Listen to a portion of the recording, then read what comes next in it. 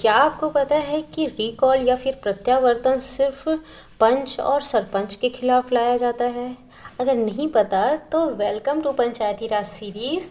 इस सीरीज़ में हम लोग पूरा पंचायती राज कंप्लीट कर रहे हैं हरिराम पटेल की बुक से। 9th एडिशन जो कि लेटेस्ट एडिशन है, इसको पूरा कंप्लीट कर रहे हैं और इसमें मैं पूरा कंप्लीट करूंगी। तो चलिए स्टार्ट करते हैं। आज हम लोग चैप्टर 15 में आए हैं, पंचायत पदाधिकारियों की पद मुक्ति। इससे पहले पूरे 14 चैप्टर कंप्लीट कर चुकी हूँ मैं, तो आप जाके देख सकते हैं। ठीक है, अब देखिए पंचायत पदाधिकारियों की पद मुक्ति कैसे होती है। तो अविश्वास प्रस्ताव के द्वारा हो सकती है, रिकॉल या प्रत्यावर्तन के द्वारा हो सकती है, त्याग पत्र दे सकता है ना, और उसके बाद में निलंबन हो सकता है या फिर उसको हटाया जा सकता है। तो अविश्वास प्रस्ताव जो है ना, ये बहुत ज़्यादा इम्पॉर्टेंट है, इससे रिलेटेड बहुत सारे क्वेश्चन आता है। और जो प्रत्यावर्तन है ये कंफ्यूजिंग करने के लिए देता है, तो दोनों ज़्यादा इम्पॉर्टेंट है। लेकिन फिर भी हमको तो सब चीज़ देखना है, हर किसी भी का आ सकता है, क्योंकि हम लोग एडीओ के एग्ज़ाम के लिए तैयारी कर रहे हैं और एडीओ में तो पता है आपको बहुत ज़्यादा डीप में पूछा जाता है ना। तो अविश्वास प्रस्ताव है, इसके लिए ना आपको धारा याद करनी होगी 21, 28, 35। कितने कितने का डिफरेंस है इस धारा में? 7 का डिफरेंस है। ठीक है, 21 7 का पहाड़ है ना, 7 या 21, 7 चौका 28, 7 बचे 35। ठीक है, तो 7 का डिफरेंस है ना। तो देखो अविश्वास प्रस्ताव जो है ना, नो कॉन्फिडेंस मोशन, ये ना ये जो है ये किसी भी जो पंचायत पदाधिकारी हैं जो कि अप्रत्यक्ष रूप से आते हैं उनके खिलाफ लाया जाता है। अप्रत्यक्ष कैसे? देखो, अब उप सरपंच जो है उसको अप्रत्यक्ष रूप से चुना जाता है ना, उसके लिए डायरेक्ट इलेक्शन थोड़ी ना होता है। और जनपद पंचायत अध्यक्ष जो है और उपाध्यक्ष, उनका भी चुनाव अप्रत्यक्ष रूप से होता है, उन्हीं लोगों में से चुना जाता है। जिला पंचायत अध्यक्ष और उपाध्यक्ष का चुनाव भी अप्रत्यक्ष रूप से होता है। लेकिन ग्राम पंचायत लेवल पे जो पंच है वो क्या होते हैं? सदस्य होते हैं, है ना। और बाकी जनपद में भी सदस्य होते हैं, जिला में भी सदस्य होते हैं।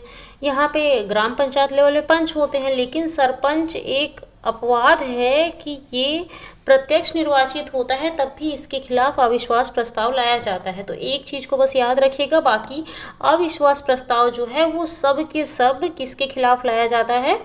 अप्रत्यक्ष जो निर्वाचित होते हैं उसके खिलाफ। बाकी सरपंच सिर्फ एक अपवाद है। अब रिकॉल जो प्रत्यावर्तन होता है ना, अब मैं अविश्वास प्रस्ताव को आपको धारा बता दी हूँ, 7 के पहाड़े में है, 7 या 21, 7 चौका 28, 7 बजे 35।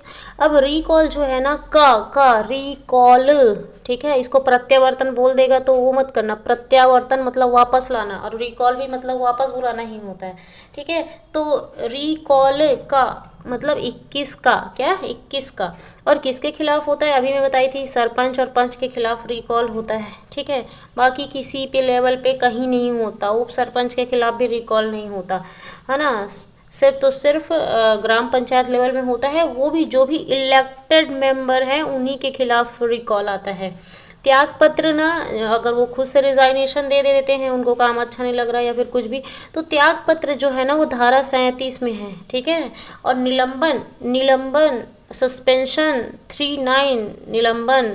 ठीक है, और हटाना रिमूवल धारा 40, अली बाबा के 40 चोर को हटाएंगे हम, है ना। तो 40 धारा 40 में है, हटाना रिमूवल निलंबन 39, और त्याग पत्र धारा 37। अब आगे बढ़ते हैं हम लोग। अविश्वास प्रस्ताव नो कॉन्फिडेंस मोशन, प्रत्यक्ष निर्वाचित सदस्यों के द्वारा ही अपने स्तर के प्रमुख एवं उप प्रमुखों के खिलाफ यह प्रस्ताव लाया जाता है। ठीक है, अविश्वास प्रस्ताव, है ना। तो किसके द्वारा लाया जाता है? निर्वाचित सदस्य के द्वारा लाया जाता है ना। निर्वाचित सदस्य ग्राम पंचायत लेवल पे कौन होता है? पंच होता है ना। और जनपद पंचायत लेवल पे कौन होता है? जनपद पंचायत सदस्य होता है। जिला पंचायत पे क्या होता है? जिला पंचायत सदस्य होता है ना। और किसके खिलाफ लाया जा सकता है? तो प्रमुख या उप प्रमुख के खिलाफ लाया जा सकता है। तो ग्राम पंचायत में सरपंच प्रमुख होता है। मैंने बोला था कि इसको जो लाया जाता है वो इनडायरेक्ट इलेक्शन वालों के खिलाफ लाया जाता है, उसमें सरपंच एक अपवाद होता है, सरपंच का चुनाव डायरेक्ट होता है। और उप सरपंच जो के खिलाफ लाया गया है, तो उप सरपंच का चुनाव इनडायरेक्ट होता है। फिर सदस्य लोग लाएंगे अध्यक्ष या उपाध्यक्ष के खिलाफ जनपद में, और जिला पंचायत में सदस्य लाएंगे अध्यक्ष या उपाध्यक्ष के खिलाफ अविश्वास प्रस्ताव। ठीक है। अब परिस्थिति क्या रहेगी अविश्वास प्रस्ताव की? यदि प्रमुख एवं उप प्रमुख ठीक ढंग से काम नहीं कर रहे हैं तथा पंचायत के हितों की अनदेखी कर रहे हैं तो लाया जा सकता है। ठीक है। अविश्वास प्रस्ताव लाने एवं पारित करने का तरीका, तो अविश्वास प्रस्ताव एक निश्चित प्रारूप बनाकर उस स्तर के 1/3, ये बहुत इंपॉर्टेंट है क्योंकि अविश्वास प्रस्ताव और रिकॉल में बहुत ज़्यादा ना कन्फ्यूज़न होता है, तो इसको अच्छे से ध्यान रखिएगा। अविश्वास प्रस्ताव जो है ना 1/3 सदस्य, अगर 1/3 सदस्य निर्वाचित सदस्यों के द्वारा हस्ताक्षर करके अधिकारी को अगर वो सौंपते हैं, मतलब कि अगर सपोज 5 लोग हैं ना, पंच, अब वो 5 लोग सबके सब मिल के, अगर टोटल कितने पंच हैं, टोटल अगर सपोज मान लो कि 14 पंच है, तो 14 पंच में से 1/3 सदस्य लिख के देंगे, है ना, हस्ताक्षर करके देंगे, अधिकारी को सौंपेंगे, तो फिर क्या हो जाएगा, वो अविश्वास प्रस्ताव आ जाएगा। अब देखो ग्राम पंचायत लेवल पे ना कौन से अधिकारी को सौंपेंगे, तो अनुविभागीय अधिकारी राजस्व को सौंपेंगे। ठीक है, अनुविभागीय अधिकारी राजस्व को सौंपेंगे, है ना, और जनपद पंचायत में जिला कलेक्टर को सौंपेंगे और जिला पंचायत लेवल पे संचालक पंचायत को सौंपेंगे। ठीक है, तो इस तरीके से ये सौंपेंगे अपना डॉक्यूमेंट। लेकिन यहाँ पे बैठक की जो अध्यक्षता है ना अविश्वास प्रस्ताव की, वो ये नहीं करते ना। नया ग्राम पंचायत लेवल पे सरपंच या उप सरपंच के खिलाफ जब अविश्वास प्रस्ताव आता है ना, तो नायाब तहसीलदार या समकक्ष अधिकारी करता है ना। ये सीजीपीएससी के थ्रू जाता है, नायाब तहसीलदार। ठीक है, और ये सीजीपीएससी के थ्रू जाता है। ठीक है, नायाब तहसीलदार। ठीक है, और ना जनपद पंचायत में ना डिप्टी कलेक्टर या कलेक्टर इसका बैठक की अध्यक्षता करता है। ठीक है, इसको लिखते जाइएगा, है ना। मैं कुछ इंपॉर्टेंट बातें बताती हूँ तो आपको कुछ कॉपी पेन लेके बैठना है और लिखते जाना है। तो डिप्टी कलेक्टर या समकक्ष अधिकारी करता है। ठीक है, डिप्टी कलेक्टर, ठीक है, डिप्टी कलेक्टर या समकक्ष अधिकारी करता है जनपद पंचायत लेवल पे। और जिला पंचायत में ना कलेक्टर या अतिरिक्त कलेक्टर करता है। यहाँ पे जो कलेक्टर था वही कलेक्टर या अतिरिक्त कलेक्टर ना इसकी बैठक की अध्यक्षता करता है। तो देखो जो उन्होंने 1/3 रूप से लिख के जो हस्ताक्षर करके जो सबमिट किए थे वो थोड़े ऊपर के अधिकारी को किए थे। अनुविभागीय अधिकारी राजस्व थोड़ा सा ऊपर का अधिकारी हो जाता है। जिला कलेक्टर डिप्टी कलेक्टर से ऊपर का अधिकारी हो जाता है। संचालक पंचायत कलेक्टर से ऊपर का अधिकारी हो जाता है ना। तो इस तरीके से सौंपते हैं ये। ठीक है, लेकिन अध्यक्षता क्या करेंगे, थोड़े से, है ना, कम वाले अधिकारी, मतलब अनुविभागीय अधिकारी की जगह नायाब तहसीलदार कर देंगे, है ना। जनपद पंचायत मतलब के में डिप्टी कलेक्टर करेगा अध्यक्षता, जिला पंचायत में कलेक्टर या अतिरिक्त कलेक्टर करेगा। उसके बाद में अगर अपील करना है ना, अगर इसको लग रहा है ग्राम पंचायत लेवल पे जो सरपंच है उप सरपंच है उनको लग रहा है कि मेरे साथ गलत हो रहा है, अब मुझे कुछ इसके खिलाफ अपील करनी है, तो अब अपील जब करेंगे तो वो थोड़े से ऊपर लेवल जाएंगे और ऊपर जाएंगे ना अपील करने के लिए। तो कहाँ जाएंगे, सरपंच उप सरपंच कलेक्टर को अपील करेंगे, है ना। ये अनुविभागीय अधिकारी नहीं, जिला किसको करेंगे, कलेक्टर को अपील करेंगे। ग्राम पंचायत का जो अधिकार वो रहेगा, मेंबर रहेंगे, वो कलेक्टर को अपील करेंगे। उसके बाद में ना जनपद पंचायत जो है ना, अगर अब मेरे साथ गलत हो रहा है ऐसा करके किसके पास जाएगा, संचालक पंचायत के पास जाएगा। ये देखो इनके पास संचालक पंचायत के पास जाएगा। और जिला पंचायत का अध्यक्ष और उपाध्यक्ष जो है ना वो राज्य सरकार के पास जाएगा। क्या जाएगा, राज्य सरकार के पास जाएगा, है ना। तो इसका मतलब ये 7 दिन के अंदर जाएगा, ये 10 दिन के अंदर जाएगा और ये 15 दिनों के अंदर जाएगा, ऐसे डिवाइड है। ठीक है, तो इसको आप ध्यान रखिएगा। फिर बाकी आगे तो लिखा हुआ है, लेकिन क्या होता है ना कि लिखा है लेकिन ना अलग अलग जगह लिखा है, तो आपको कंपैरिजन करके चलना है कि कहाँ पे कौन सा अधिकारी है, क्योंकि यहीं पे सबसे ज़्यादा कन्फ्यूज़न होता है कि कहाँ पे कौन सा अधिकारी है और कौन किसकी अध्यक्षता कर रहा है, बैठक की अध्यक्षता कौन कर रहा है, पेपर मतलब जो लिख के किसको पास सबमिट कर रहे हैं, और उसके बाद में अपील किसके पास की जा सकती है। तो ये तीनों में कन्फ्यूज़न होता है, इसलिए मैं यहाँ पे समरी करके बता दी। अविश्वास प्रस्ताव की सूचना मिलने के 15 दिवस के भीतर सक्षम अधिकारी बैठक बुलाता है, जिसकी सूचना 7 दिन पूर्व सदस्यों को दे दी जाती है। ठीक है ना, मतलब वही ग्राम पंचायत लेवल पे, है ना, किसके खिलाफ लाया जाता है, सरपंच और उप सरपंच के खिलाफ, तो उसकी 7 दिन पूर्व सदस्यों को दे दी जाती है सूचना। 15 दिवस के भीतर सक्षम अधिकारी बुलाएगा और 7 दिन पहले बताना पड़ता है कि हम बैठक बुला रहे हैं। एक आवेदन में एक ही पदाधिकारी के पद मुक्ति का प्रस्ताव रखा जा सकता है ना। जैसे क्या, सपोज सरपंच और उप सरपंच दोनों के खिलाफ एक साथ लाना है, एक सरपंच और एक सरपंच और एक पंच, मतलब पंच बहुत सारे हो सकते हैं, 20 पंच हो सकते हैं मैक्सिमम, तो एक पंच के खिलाफ लाया जा रहा है। और सरपंच तो ग्राम के लेवल पे एक ही होगा, तो सरपंच और एक पंच के खिलाफ अगर लाया जा रहा है तो दोनों के लिए अलग अलग आवेदन सबमिट करना होगा। दोनों का एक साथ लाया जा सकता है, लेकिन आवेदन जो है वो क्या करना पड़ेगा, अलग अलग सबमिट करना पड़ेगा।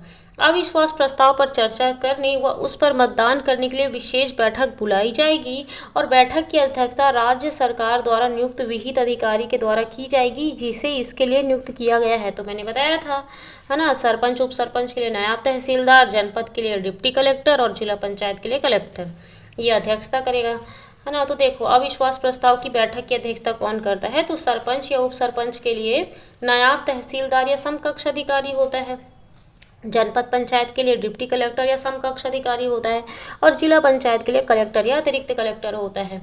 जिसके खिलाफ प्रस्ताव लाया गया है वह पदाधिकारी इस प्रस्ताव के संदर्भ में अध्यक्षता नहीं करेगा। वो अध्यक्षता नहीं करेगा, वो क्यों करेगा, कोई भी इच्छुक सदस्य बैठक में बोल सकता है तथा जिस पर अविश्वास प्रस्ताव लाया गया है वह भी बोल सकता है। जिसके खिलाफ लाया गया है उसको भी बोलने का अधिकारी है, और जो भी बोलना चाहता है वो भी बोल सकता है।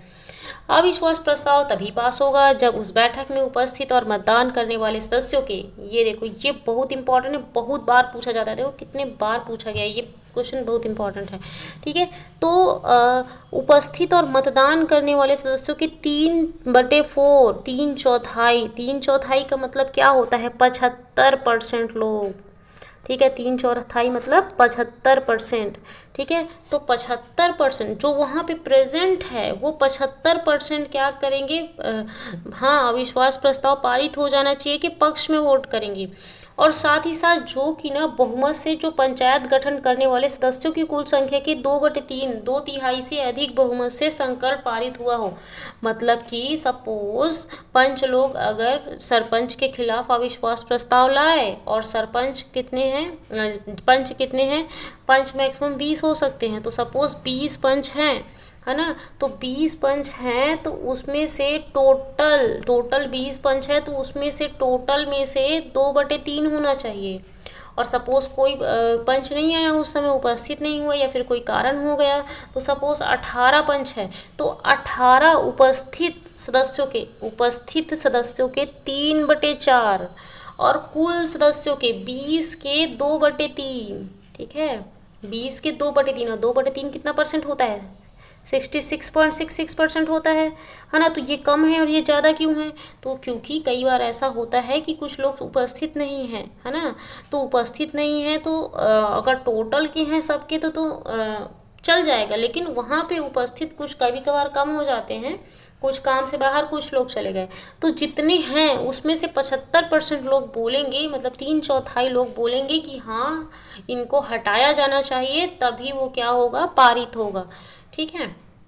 अगर पंचायत में 12 सदस्य हैं और ये सभी 12 सदस्य अविश्वास प्रस्ताव लाने के लिए विशेष बैठक आयोजित करते हैं, तो यह अविश्वास प्रस्ताव तभी पास होगा जब इन 12 सदस्यों में से 9 सदस्य अविश्वास प्रस्ताव के पक्ष में मतदान करेंगे, ठीक है। ये ना कैलकुलेशन करना पड़ेगा, है ना। तो जैसे कि यहाँ पे क्या बोल रहा है, अगर पंचायत 12 सदस्य और ये सभी 12 सदस्य अविश्वास प्रस्ताव लाने के लिए विशेष बैठक आयोजित करते हैं, है ना, तो 12 का निकाल लो, 2/3 कर लो, और उस समय अविश्वास प्रस्ताव तभी पास होगा जब, हाँ, तो इसमें कर लो कितना होता है 12 का 3/4, 9 सदस्य से ऊपर होनी चाहिए। और उसके बाद में इसका उपस्थित सदस्यों का भी 2/3 से क्या होना चाहिए, कुल सदस्य का 2/3 से अधिक होना चाहिए। कुल सदस्य जब बड़ा वाला पारित हो गया 75% वाला, तो छोटा वाला तो देखने की ज़रूरत ही नहीं, छोटा वाला तो ऐसे ही हो जाएगा। जैसे कि 12 है तो अब 2/3 कर लोगे आप, 2/3 जो 12, तो यहाँ पे 12 चाहिए, कैसे हो रहा है, 2 मिनट रुको ना।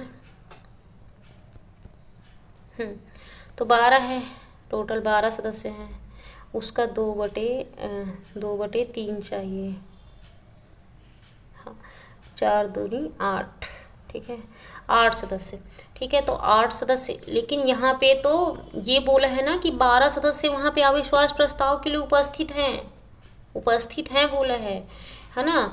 तो वहाँ पे उपस्थित है तो उसका क्या होना चाहिए, जब 3/4 से अगर वो पारित हो गया तो फिर 9 सदस्य की ज़रूरत है वहाँ पे, ठीक है। मान लीजिए ग्राम पंचायत के उप सरपंच के विरुद्ध एक अविश्वास प्रस्ताव ग्राम पंचायत के विचाराधीन है। ग्राम पंचायत में कुल 18 सदस्य हैं, उपस्थित 11 सदस्य पक्ष में मतदान करते हैं तो अविश्वास प्रस्ताव पारित नहीं होगा, ठीक है ना। ये सब कैलकुलेट करके अगर आप निकाल लेंगे ना, 3/4 2/3 कितना होता है, आपको सिर्फ एग्ज़ाम के में अगर ऐसा क्वेश्चन देता है तो आपको सिर्फ कैलकुलेट करना है ना। मैथ्स का फॉर्मूला लगाना है, 2/3 3/4, 3/4 को सबसे पहले करके देखना, क्योंकि वो उपस्थित अगर बोलेगा जितना उपस्थित और मतदान करने वाले का तो 3/4 चाहिए ना, तो वो उसको सबसे पहले लगा के देखना अगर वो हो गया मतलब सेटिस्फाई हो रहा है तो इसका मतलब हो जाएगा, ठीक है। मान लीजिए ग्राम पंचायत के उप सरपंच के विरुद्ध एक अविश्वास प्रस्ताव ग्राम पंचायत में विचाराधीन है। ग्राम पंचायत में कुल 18 सदस्य हैं, उपस्थित 11 सदस्य पक्ष में मतदान करते हैं तो अविश्वास प्रस्ताव पारित नहीं होगा। मान लीजिए एक जिला पंचायत की सदस्य संख्या 32 है, तो स्थान रिक्त है, 2 स्थान रिक्त है।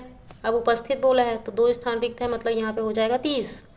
पंचायत में उपाध्यक्ष के विरुद्ध अविश्वास प्रस्ताव पर विचार हुआ है और मतदान में 19 मत प्रस्ताव के पक्ष में और 9 मत विरोध में आए हैं, तो दो सदस्यों ने मतदान नहीं किया, तो कितना हो गया 28। अब 28 का आप 3/4 कर दो, 28 का 3/4 कर दो उपस्थित और मतदान करने वाले का,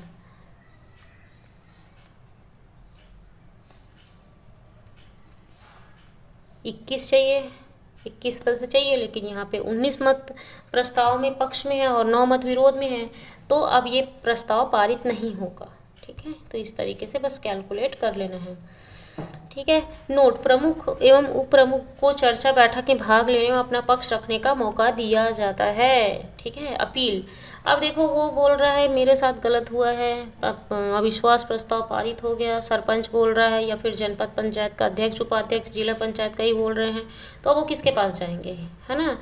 तो यदि सरपंच या उप सरपंच को ऐसा लगता है कि यह अविश्वास प्रस्ताव कानूनी ढंग से नहीं लाया गया है और इसके खिलाफ पारित अविश्वास प्रस्ताव को चुनौती देना चाहता है, तो इस परिस्थिति में प्रस्ताव पारित होने की तारीख से 7 दिवस के भीतर कलेक्टर को अपील करेगा, ठीक है। सरपंच उप सरपंच किसको करेगा अपील, कलेक्टर को करेगा, है ना। जिस दिन उसे अपील प्राप्त हुआ है से 30 दिन के मतलब 7 दिन के अंदर सरपंच को अपील करना रहता है, और अब जो अपील प्राप्त हुआ है कलेक्टर को, तो कलेक्टर को 30 दिन के भीतर अपना निर्णय देना होगा।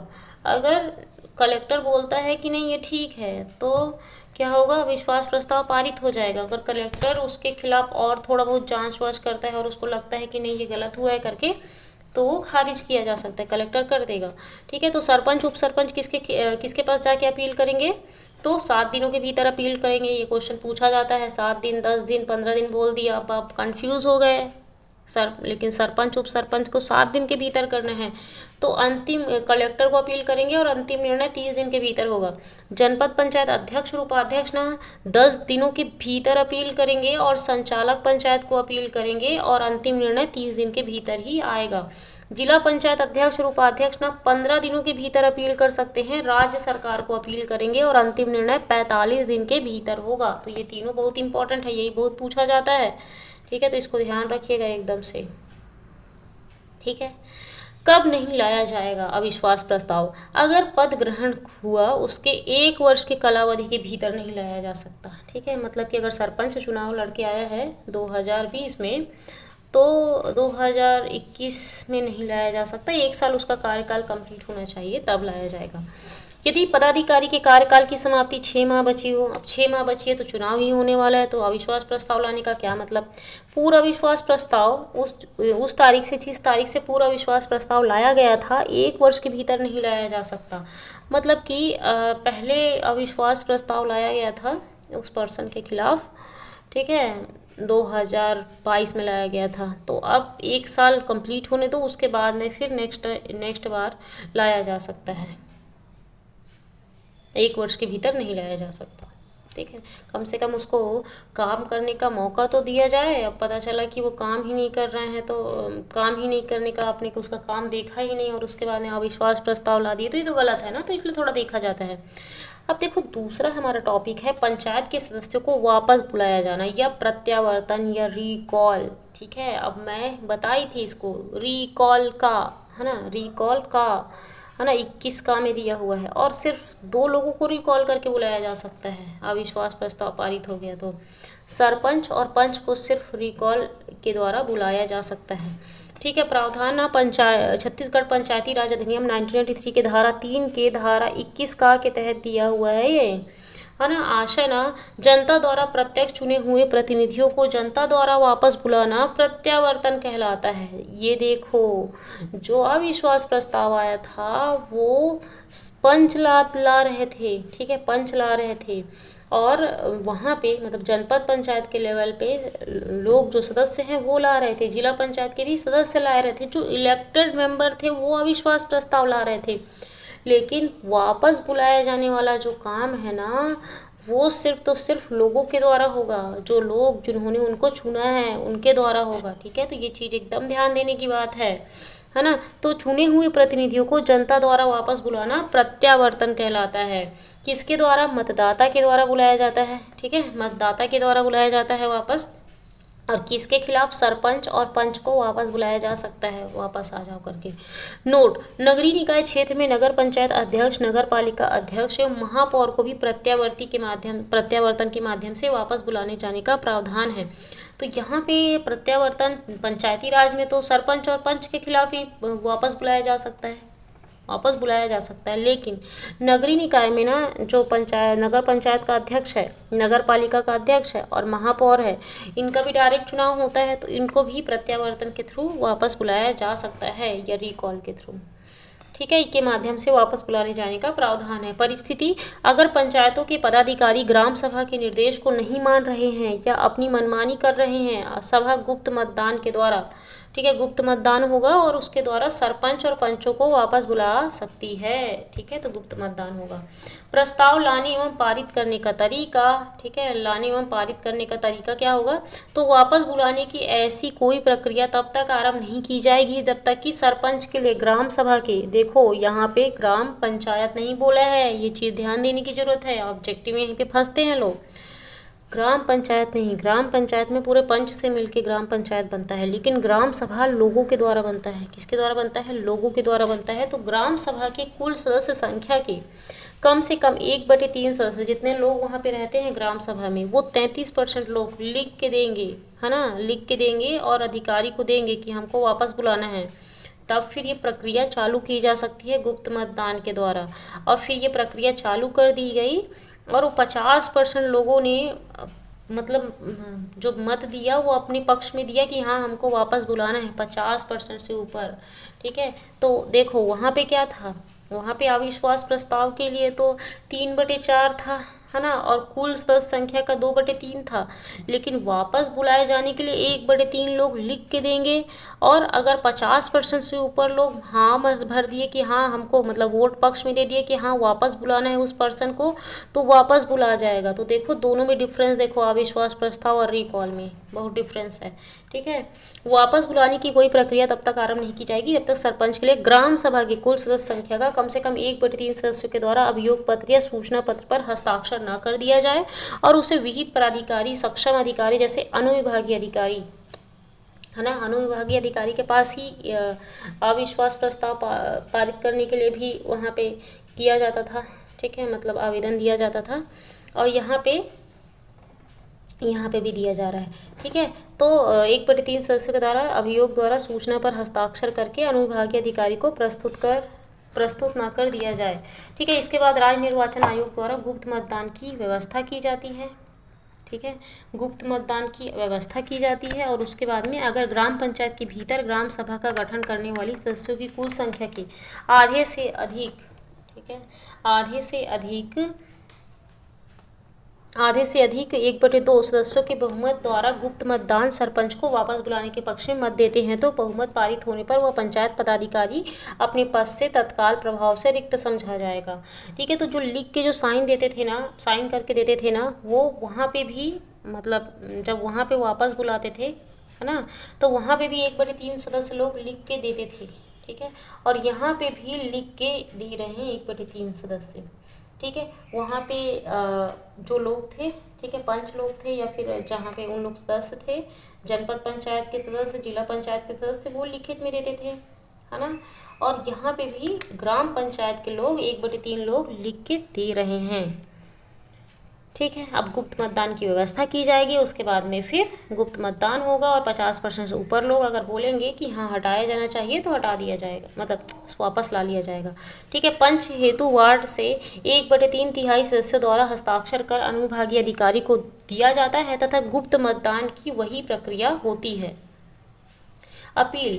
अब यदि सरपंच या पंच को ऐसा लगता है कि ग्राम सभा द्वारा उसे हटाने की कार्यवाही कानूनी ढंग से नहीं किया गया है और उसके खिलाफ पारित रिकॉल को चुनौती देना चाहता है, ठीक है, रिकॉल वापस बुलाया जाना है लेकिन फिर भी उसको चुनौती दे सकता है, तो प्रस्ताव पारित होने की तारीख से 7 दिन के भीतर कलेक्टर को अपील करेगा, है ना। और कलेक्टर उस तारीख से जिस दिन उसे अपील प्राप्त हुआ है 30 दिन के भीतर अपना निर्णय देना होगा। तो वो भी पहले भी वहाँ पे वही यही बोल रहा था, ठीक है, अविश्वास प्रस्ताव में भी, और प्रत्यावर्तन भी सेम बोल रहा है। वापस बुलाने की प्रक्रिया तब तक नहीं लाई जा सकती जब तक, अब देखो वहाँ पे अविश्वास प्रस्ताव जो था वो 1 साल के ऊपर अगर कार्यकाल हो गया तो लाया जा सकता था, लेकिन रिकॉल जो प्रोसेस है ना, इसका जो डेट है वो चेंज हो जाता है, तो यहाँ पे हो जाता है इंसानों को कन्फ्यूज़न। तो यहाँ पे ध्यान देने की बात है आपको। पद धारण की तारीख, अगर वो पद धारण कर लिया है और 2.5 वर्ष का कार्यकाल पूरा ना हो जाए, ठीक है, 2.5 वर्ष का कार्यकाल पूरा ना हो जाए तब तक ना उसको वापस बुलाने की प्रक्रिया नहीं लाई जा सकती। यदि उपचुनाव, देखो अब देखो क्या हुआ कि अब किसी को हटा दिया गया, है ना, हटा दिया गया, अब उसके बाद में हटा दिया गया, अब उनको लोगों को लग रहा है कि मेरा पुराना वाला जो है वो ज़्यादा अच्छे से काम कर रहा था। गांव के लेवल पे लिख लेते हैं सरपंच, है ना, बोला सब पुराना वाला सरपंच ज़्यादा अच्छे से काम कर रहा था, ग्राम सभा के लोगों को लगता है, और उसके बाद में उन लोग बुलाना चाहते हैं लेकिन उन लोग तुरंत नहीं बुला सकते। अगर वो आया नया सरपंच, उपचुनाव हुआ और नया सरपंच आया, उसका 3 साल का कार्यकाल बचा था, है ना, 2 साल के कार्यकाल में उसको हटा दिया गया, अब 3 साल के इनका कार्यकाल बचा है, तो 1.5 साल का कार्यकाल कम से कम इनको कंप्लीट करना होगा, उसके बाद में लाएगा, है ना।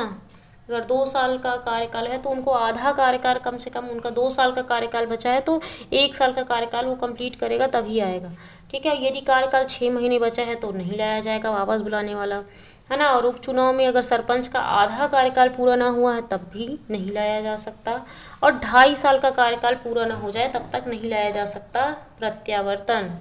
सरपंच को प्रत्यावर्तित रिकॉल किया जा सकता है। ग्राम पंचायत के पंच को पदच्युत, रिमूवल और पंच करना, गुप्त मतदान, सीक्रेट बैलेट की रीति से संबंधित वार्ड के मतदाताओं के बहुमत से हटाया जा सकता है। जनपद जिला पंचायत के अध्यक्ष उपाध्यक्ष के खिलाफ रिकॉल नहीं लाया जा सकता। और यदि 5 वर्ष का कार्यकाल 5 वर्ष का कार्यकाल है, उसमें 2 वर्ष बाद उपचुनाव होता है, तो नए सरपंच का कार्यकाल कितना होगा, 3 साल का, तो आधा कार्यकाल पूरा होना चाहिए, तो 1.5 साल बाद के लाया जा सकता है। मैंने जो अभी समझाया ना ऊपर में कि आधा कार्यकाल पूरा होना चाहिए, तो 3 साल के लिए वो आया था, तो उसका 1.5 साल का कार्यकाल पूरा हो गया, लोगों ने देख लिया कि हाँ ये अच्छा काम नहीं कर रहा है, तो अपने पुराने वाले को, जिसको हटाया था, उसको वापस बुला सकते हैं इन लोग, और रिकॉल का प्रोसेस लाया जा सकता है 1/3 के द्वारा लिखित में, जो कि 50% से ऊपर में पारित होना चाहिए। अब कोई इंसान स्वयं त्याग पत्र दे सकता है, रिजाइनेशन दे सकता है। स्वयं त्याग पत्र देगा ना तो वो धारा 37 के तहत होगा। कौन से धारा 37 के तहत होगा?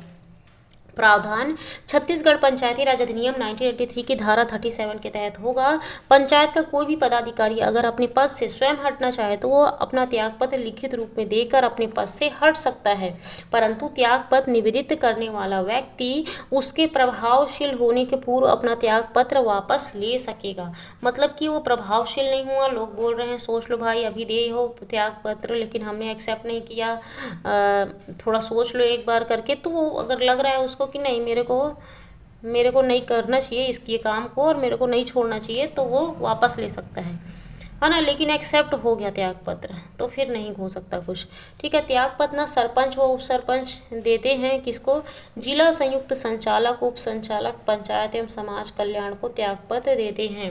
जनपद पंचायत अध्यक्ष और उपाध्यक्ष जो है ना, कलेक्टर या अतिरिक्त कलेक्टर को देते हैं त्यागपत्र, और जिला पंचायत अध्यक्ष और उपाध्यक्ष ना कलेक्टर को देते हैं। ठीक है, जिला पंचायत अध्यक्ष और उपाध्यक्ष किसको देते हैं, कलेक्टर को। जनपद पंचायत अध्यक्ष और उपाध्यक्ष किसको देते हैं, कलेक्टर या अतिरिक्त कलेक्टर को। और सरपंच और उप सरपंच देते हैं जिला संयुक्त संचालक, उप संचालक, पंचायत एवं समाज कल्याण को। ठीक है, सदस्यों का त्यागपत्र पंच सरपंच को लिखित सूचना देकर अपना त्यागपत्र सौंपेंगे।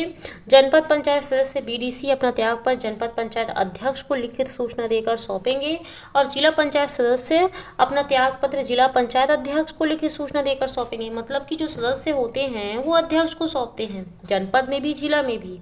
और पंच सरपंच को लिखित सूचना देकर अपना त्यागपत्र सौंपेंगे। पंच किसको सौंपेगा, सरपंच को देगा, और सदस्य किसको देंगे, अध्यक्ष को देंगे, है ना। लेकिन जो अध्यक्ष और उपाध्यक्ष है वो लोग बस अधिकारी को देते हैं अपना त्यागपत्र। ठीक है, अवधि ने त्यागपत्र को 30 दिन के भीतर स्वीकार करना अनिवार्य है। त्यागपत्र को 30 दिन के भीतर स्वीकार करना होता है। प्रभावशील होने तक अपना त्यागपत्र देने वाला पदाधिकारी अपने त्यागपत्र से स्वीकृत होने के पहले सूचना देकर त्यागपत्र वापस ले सकता है। ठीक है, सूचना देकर वापस ले सकता है अगर स्वीकृत नहीं हुआ तो।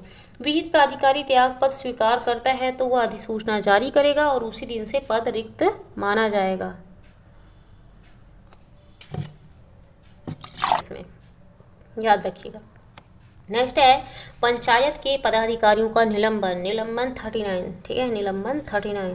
ठीक है, तो कैसे निलंबित किया जा सकता है। प्रावधान छत्तीसगढ़ पंचायती राज अधिनियम 1993 की धारा 39 के तहत निलंबित किया जा सकता है, और विहित प्राधिकारी ऐसे किसी भी पंचायत पदाधिकारी को उसके पद से निलंबित कर सकेगा। ठीक है, तो ग्राम पंचायत में सरपंच, उप सरपंच, पंच को निलंबित किया जा सकता है। अनुविभागीय अधिकारी करेगा, कौन करेगा, अनुविभागीय अधिकारी करेगा, जो कि राजस्व हो सकता है। जनपद पंचायत अध्यक्ष, उपाध्यक्ष एवं सदस्य को कौन निलंबित करेगा, कलेक्टर या अतिरिक्त कलेक्टर करेगा। को कौन करेगा, कलेक्टर करेगा। ठीक है, यहाँ पे ध्यान देने की बात है, कलेक्टर करेगा निलंबित, सस्पेंशन। ठीक है, और जनपद पंचायत अध्यक्ष, उपाध्यक्ष, सदस्य को भी कलेक्टर या अतिरिक्त कलेक्टर करेगा, और ग्राम पंचायत में सरपंच, उप सरपंच, पंच को अनुविभागीय अधिकारी करेगा। आधार क्या होगा, यदि उसके विरुद्ध भारतीय न्याय संहिता या बीएनएस, ठीक है, बीएनएस भारतीय न्याय संहिता की धारा के तहत जैसे हत्या, जेल में हत्या, गैर इरादतन हत्या या महिला एवं बाल शोषण, बलात्कार आदि इस प्रकार के जघन्य अपराध उसके खिलाफ यदि न्यायालय में विचाराधीन है ना, तो उसको क्या किया जाएगा, निलंबन कर दिया जाएगा। ठीक है, राज्य सरकार की रिपोर्ट निलंबन की सूचना 10 दिन के भीतर राज्य शासन को भेजी जाएगी, और निलंबन आदेश की पुष्टि राज्य शासन द्वारा सूचना प्राप्ति की तारीख से 30 दिन के भीतर नहीं की जाती तो वो निलंबन निष्प्रभावी समझा जाएगा। देखो, निलंबन क्या होता है, कुछ समय के लिए हटाना होता है, कुछ समय के लिए, परमानेंट हटाना नहीं होता है। ठीक है, कुछ समय के लिए हटाना होता है ना, कि जैसे कुछ अगर पाया जाता है गलत काम करते हुए तो उसको निलंबित कर दिया जाता है, उसको बाद में वापस ही बुलाया जा सकता है ना। तो राज्य शासन को ना 90 दिन के भीतर ना मतलब बताना पड़ेगा कि इसको हटाना है कि निलंबित करना है कि क्या करना है, इसका पूरा राज्य शासन तय करेगा 90 दिन के भीतर। ठीक है, यदि जिला पंचायत अध्यक्ष निलंबित हो जाए तो जिला पंचायत सदस्यों में से कोई एक अध्यक्ष के रूप में निर्वाचित होगा, सदस्यों में से ही, और किया जाएगा, जिससे स्थानापन्न अध्यक्ष कहेंगे। सरपंच के लेवल पे भी ऐसा ही होता है ना, वैसे ही यहाँ पे भी ऐसा ही होगा। ठीक है, ठीक है, अब फिर आगे बढ़ते हैं। आज हम लोग इस चैप्टर को पूरा ख़त्म कर देंगे, 15 चैप्टर को ज़्यादा लंबा नहीं खींचते हैं। देखो, निर्वाचित पंचायत पदाधिकारियों को पद से हटाना, रिमूवल। ये देखो, रिमूवल, अली बाबा की 40 चोर को हटाना है तो धारा 40 में है रिमूवल, 1993 की धारा 40 के तहत। प्रावधान, राज्य शासन या विहित प्राधिकारी किसी भी पंचायत पदाधिकारी को तत्काल पद से हटा सकेगा। ठीक है, हटा सकेगा। ग्राम पंचायत के पदाधिकारियों को ना अनुविभागीय अधिकारी राजस्व हटाएगा। ठीक है, जनपद पंचायत के पदाधिकारियों को कलेक्टर या अतिरिक्त कलेक्टर हटाएगा। ठीक है, देखो, निलंबित करने का कार्य दोनों जगह यहाँ पे तो सेम था, निलंबित करने का काम, लेकिन जिला पंचायत के पदाधिकारी को ना निलंबित करने का काम कलेक्टर के पास था। ठीक है, सस्पेंशन, लेकिन हटाने का काम डायरेक्ट हटा दिया गया, एकदम ज़्यादा ही बड़ा प्रॉब्लम हो गया, तो संचालक पंचायत हटाएगा। यहाँ पे जिला पंचायत में चेंज हो गया, ठीक है, संचालक पंचायत हटाएगा। आधार, यदि वह जांच में निम्न बातों का दोषी पाया गया हो: यदि कोई भारत की एकता, संप्रभुता व अखंडता को नुकसान पहुंचाता हो, लिंग, जाति, धर्म, वर्ग आदि के आधार पर भेदभाव या महिलाओं के सम्मान में बाधा पहुंचाता हो, पंचायत के विरुद्ध विधि व्यवसायी के रूप में उसने नियोजन स्वीकार कर लिया हो, है ना, और पंचायत के पद पर रहते हुए कोई पदाधिकारी यदि पंचायत के किसी नियोजन नौकरी में अपनी स्थिति या प्रभाव का प्रयोग करते हुए अपने नाते रिश्तेदारी को लाभ पहुंचाता है, माता पिता, पुत्र पुत्री, बहन बहनोई, जेठ जेठानी, ननद देवरानी, मौसी मौसा, फूफाई, साला साली, ये सबको अगर फायदा पहुंचाता है तब किया जाएगा, हटाया जा सकता है। किसी शासकीय भूमि का अतिक्रमण कर लिया तब, यदि वह अपने कर्तव्य निर्वहन में अवचार का दोषी रहा हो तब, यदि उसने पद पर बने रहना लोक हित में अवांछनीय हो, जनता के हित में सही नहीं हो तब, और पंचायत के काम में भाग नहीं लेता तब फिर उसको हटाया जा सकता है। कौन से धारा में दिया हुआ है? धारा 40, ठीक है। अगर पंचायत का कोई भी पदाधिकारी ग्राम पंचायत के अनुमति के बिना क्या करता है, ग्राम पंचायत के 6 माह में के काम के दौरान आधे से अधिक पंचायत की बैठकों में अनुपस्थित रहता है, अगर सपोज 10 हुआ तो उसमें 5 में अगर वह अनुपस्थित रहता है तो, या फिर वह पंचायत की 3 लगातार बैठकों में अनुपस्थित रहता है तो उसको 2 बार का और मौका मिलेगा कि 2 बार तुम उसको सिद्ध करो करके, और पंचायत की स्थायी समिति की लगातार 3 बैठकों में नहीं आता तो ऐसे सदस्य की सदस्यता समाप्त हो जाएगी, ठीक है। 3 बैठकों में नहीं आता और या फिर 3 लगातार बैठकों में अनुपस्थित रहता है, या फिर 6 महीने के दौरान में वो आधे से अधिक पंचायतों की बैठक में अनुपस्थित रहता है। तो नोट, फैसले के पहले जिस सदस्य के खिलाफ शिकायत हुई है उसे अपनी बात रखने का पूरा मौका दिया जाएगा और जनपद पंचायत के अध्यक्ष को एक संकल्प तथा अविश्वास प्रस्ताव द्वारा पदच्युत किया जा सकता है। जांच में अंतिम आदेश यथासंभव संबंधित पदाधिकारी को कारण बताओ सूचना जारी होने की तारीख से 90 दिन के भीतर पारित कर दिया जाएगा। अब देखो हमारा लास्ट मतलब टॉपिक है पद खाली होने पर रिक्तियों का भरा जाना। लास्ट पेज है ये, ठीक है। प्रावधान छत्तीसगढ़ पंचायती राज अधिनियम 1993 की धारा 38 के तहत है। भरा जाना 37 में उसने खुद से त्यागपत्र दे दिया था और धारा 38 में क्या है? भरा जाना, रिक्तियों का भरा जाना। पंचायत के चुनाव के बाद 5 साल के कार्यकाल के बीच में अगर मृत्यु, त्यागपत्र, अविश्वास प्रस्ताव, रिकॉल, निलंबन या पद से हटाया जाने के तहत हटाए जाने व पंचायत की बैठकों में भाग न लेने की वजह से यदि सरपंच पंच के पद रिक्त हो तो उस पद पर जल्दी से जल्दी चुनाव करवा कर पद भरा जाएगा। शर्त क्या है? जब तक चुनाव नहीं हो जाते, अब चुनाव होने में तो 6 महीने लग जाता है ना, तो जब तक चुनाव नहीं होते तब तक सरपंच का पद खाली नहीं रहेगा। अपितु इस पद पर पंचों में से कोई एक सदस्य अस्थायी रूप से चुनाव होने तक सरपंच के रूप में कार्य करेगा, जिसको क्या बोलेंगे? स्थानापन्न सरपंच बोलेंगे। क्या बोलेंगे? स्थानापन्न सरपंच बोलेंगे। तो इम्पोर्टेंट है, ठीक है। तो पंचों में से एक को जो अधिकारी जिस वर्ग का है, सपोज एसटी का है तो एसटी वाला बनेगा, अगर महिला अगर सरपंच तो महिला बनेगी, ठीक है। तो इस तरीके से जो वर्ग का है उसी वर्ग से भरा जाएगा। यदि चुनाव में 6 माह ही शेष हो तो इस परिस्थिति में उपचुनाव नहीं होगा और स्थानापन्न पदाधिकारी ही शेष कार्यकाल का निर्वहन करेगी, ठीक है। जिला पंचायत का अध्यक्ष यदि निलंबित हो जाए, ठीक है, निलंबित हो जाए तो सदस्य स्थानापन्न अध्यक्ष का निर्वाचन करेंगे, ना कि, है ना, अध्यक्ष अगर निलंबित हो जाए तो स्थानापन्न अध्यक्ष, वो जिला पंचायत में भी होता है, जनपद में भी होता है, सरपंच में भी होता है, पंच में से एक चुना जाता है। वैसे ही अध्यक्ष में भी अपने में से ही एक चुना जाता है ना। उपाध्यक्ष कार्यकारी अध्यक्ष के रूप में यहाँ पे कार्य नहीं करता कहीं कभी, जैसे उप सरपंच भी नहीं करता, उपाध्यक्ष भी नहीं करता। अध्यक्ष जिस संवर्ग का है उसी संवर्ग का सदस्य स्वयं अध्यक्ष बन जाएगा, ऐसा कुछ नहीं होगा, खुद से नहीं बनेगा, है ना, चुना जाएगा उसमें से। वरिष्ठतम सदस्य कार्यकारी अध्यक्ष के रूप में कार्य करेगा, ऐसा कुछ नहीं है कि वो एज के अकॉर्डिंग उसको इम्पोर्टेंस मिले, ऐसा कुछ नहीं होगा। आकस्मिक रिक्ति, ग्राम पंचायत के सरपंच पद के रिक्त होने पर ग्राम पंचायत का सचिव ग्राम पंचायत का एक विशेष सम्मेलन बुलाएगा। तो ये इम्पोर्टेंट है, सचिव एक विशेष सम्मेलन बुलाएगा अगर रिक्त हो गया तो। इस सम्मेलन में ग्राम पंचायत अपने में से किसी एक व्यक्ति को सरपंच पद के लिए निर्वाचित करेगी, जो तब तक सरपंच के पदी कार्यों को करेगा जब तक कि पंचायत निर्वाचन नियम के अनुसार नए सरपंच निर्वाचित नहीं हो जाता, मतलब 6 महीने के अंदर। कार्यवाहक पदाधिकारी चुनते वक्त ध्यान रखना होगा कि नया पदाधिकारी उसी वर्ग का हो जिस वर्ग के लिए वह पद आरक्षित है। जैसे कि अगर किसी ग्राम पंचायत में सरपंच का पद अनुसूचित जनजाति के लिए आरक्षित था तो नए कार्यवाहक सरपंच पद इसी वर्ग के से किसी पंच को चुना जा सकता है। अगर सरपंच का पद पिछड़ा वर्ग, अनुसूचित जाति, अनुसूचित जनजाति की महिला के लिए आरक्षित है तो कार्यवाहक जो सरपंच है ना वो उसी वर्ग की महिला पंचों में से चुनी जाएगी। अगर कोई भी महिला पंच उस वर्ग से नहीं है तो फिर दूसरे वर्ग अनारक्षित महिला पंच को सरपंच पद पर चुना जा सकता है। ठीक है, तो इस तरीके से। और अनरिजर्व में तो कोई भी जा सकता है ना।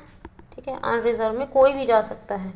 ठीक है, जैसे अनरिजर्व पोस्ट था वो, तो वहाँ पे एससी भी जा सकता है, एसटी भी जा सकती, महिला भी जा सकती, कोई भी चुना जा सकता है। ऐसा नहीं कि वो अनरिजर्व था तो अनरिजर्व ही होगा, कोई भी उसमें जा सकता है। ठीक है, तो इस तरीके से ये चैप्टर 15 थोड़ा बड़ा था और एकदम समझने वाला था। ठीक है, अब ये सब बनाने में बहुत टाइम लगता है और बहुत मेहनत भी लगती है, क्योंकि अगर आपका लाइक और सपोर्ट नहीं होगा तो फिर मैं आगे वीडियो बनाने के लिए मुझे थोड़ा सा सोचना पड़ेगा, है ना, कि व्यूज़ तो जा नहीं रहे हैं तो फिर कोई मतलब नहीं है।